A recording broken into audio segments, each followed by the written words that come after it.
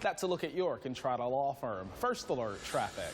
All right, we just talked about this with Chris. Going to be dangerously hot temperatures today, and 21 children have already died this year in hot cars, and over half of those deaths involve parents who forgot their children were even in the car. Well, this morning, our Michelle Backus is giving us a live look at just how deadly a hot car can be. So, Michelle, it can only take minutes for a car to become dangerous.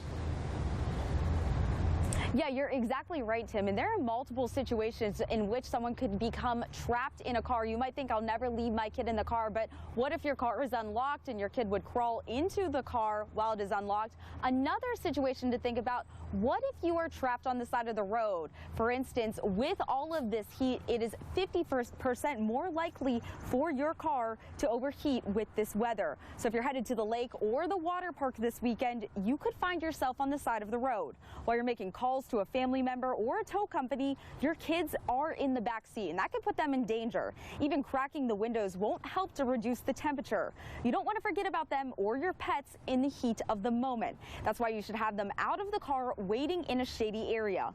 Also, make sure to pack a cooler with cool water bottles. And that goes for just about any trip you're taking this weekend. Driving dehydrated could put you or someone else on the road at risk.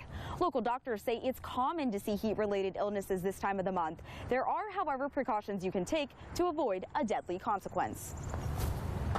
If you are in heat stroke and you get to a point where you're having changes as far as your mental status and confusion, you can ultimately have seizures, and obviously in outcomes of seizures, you can ultimately die from heat stroke if not treated properly.